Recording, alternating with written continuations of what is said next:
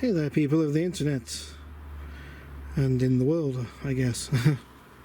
So this is my installation of the diesel heater. What I'm going to do, I'm fitting it here because it just seems to be the best place to do it.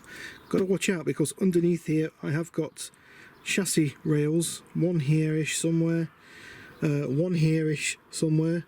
I don't think there's actually one there, but the fuel tank's there somewhere, and one at the front here somewhere. And running down this chassis rail right here, I've got brake lines and two fuel lines, return and feed. So when I do fit this, I've got to make a little plate which just protects those fuel lines from the very hot exhaust which is going to be coming out of this hole right here.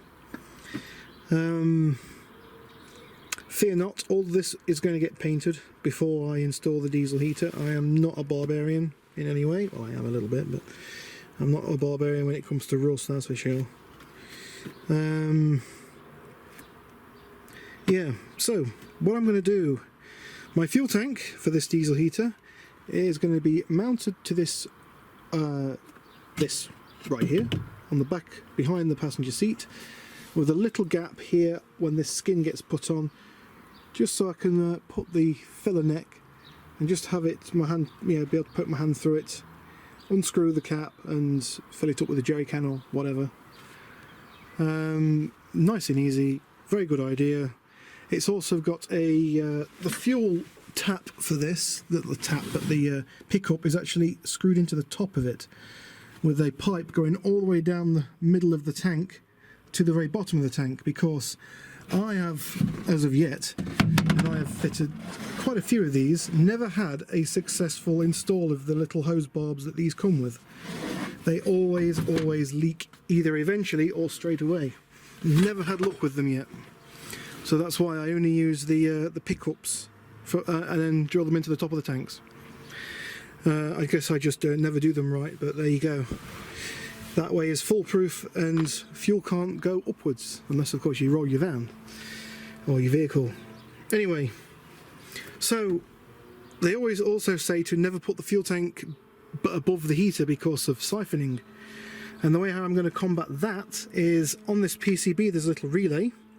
I'm going to run a wire from this relay to a little solenoid right up near, as close to the tank as I can get. Whenever you turn this heater on, the solenoid clicks on. When the relay clicks on, the solenoid will open up and allow fuel to flow through it. So that means when this thing is turned off and not in use, I'll never get a siphon effect happen, because it's always turned off until the heater's on. It's a little bit of hacking and faffing, but I just wish they gave you the option to have that inline anyway, you know, just for safety reasons. It would be nice to do that. What next? Yeah, so fuel lines, talked about those. Yep, they are just about in the way. So when you install this in this location, you'll notice that just about here there was a raised little bump, like the ribs in the floor, to help with the strength and the soundproofing of the floor. Under the seat, you don't really need that much, because it's well, you're not going to put any load on that part of the floor, so like it matters. Not only in this part of the floor, there is like a pretty chunky support here for the seat runner, yeah, where the seat bolts to, and like I say, just about here somewhere there is the proper chassis of the car, of the van, sorry. So this, I used a car jack, well, you know, a pump jack thing, trolley jack, jacked it up, got a block of wood here on the other side, and I got my hammer and just sort of started tapping it flat until I sort of panel beated it flat and made a nice flat surface. I then proceeded to use this as a template, put it on the thing, marked it off with a Sharpie, good old Sharpies, and drilled my holes out accordingly. One of the issues I have got with this, and I always think it's a really weird thing to do on these things, they don't give the option to put your fuel in from the side of the heater. It only comes in from underneath, so that means you've got to drill yet another hole to put your fuel line through. Unless there's some other special way of doing it, which I don't know about, which, you know, like I say, don't know about. I mean, yeah, but I guess if you was good enough, you could drill a hole through the side of this. There's a lot of free space in this part of the heater. Run the pipe down through this gap just here, and then sort of loop it round. But if you wanted to remove this fuel line here, you've got to take the burner apart, which is a pain in the ass. You have to actually separate it from this point here, and then route that to the side, drilling more holes in the thing. It probably says you're not recommended to do that, but you know, whatever. It's an option if you really wanted to. So I've now got to try and find a hole in this thing for me to run my fuel line through. Now, in terms of where I am positioning the fuel solenoid pump for this thing, I think I'm actually going to fit it inside the van. And now everyone tells me that it drives them crazy when they're trying to sleep, the clicking of the solenoid. And I'm just like, well, I'm one of these people that sleeps with a server fan blowing on me. You know what noise that makes? It's like having a Hoover going off in the room. And I sleep with that blowing on me at night time because, you know, I'm one of these people that can't sleep without a fan blowing on them. Weirdos. I think that's why I can't get a girlfriend, to be honest, even though I never tell them that. But whatever. So noise isn't going to be a problem for me. It'll take anything, everything to wake me up. A nuclear blast probably would. I would sleep through that probably. Well, probably not, but you know what I mean. The noise of one. But yeah, so all that's left for me to do now is to go and make my heat shield, which is going to be, should be nice and easy. Just going to use a bit of thin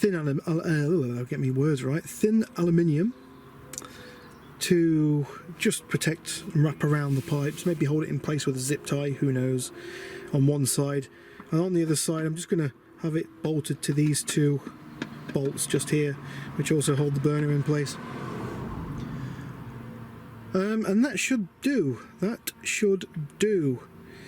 on the other side, I do, like I say, I really want to rust proof this, but at the same time, because it's got a very hot exhaust running through it, I don't want to rust proof it. So around this area here, a good, say, 6 centimeter gap, I am not going to do any rust proofing around that hole.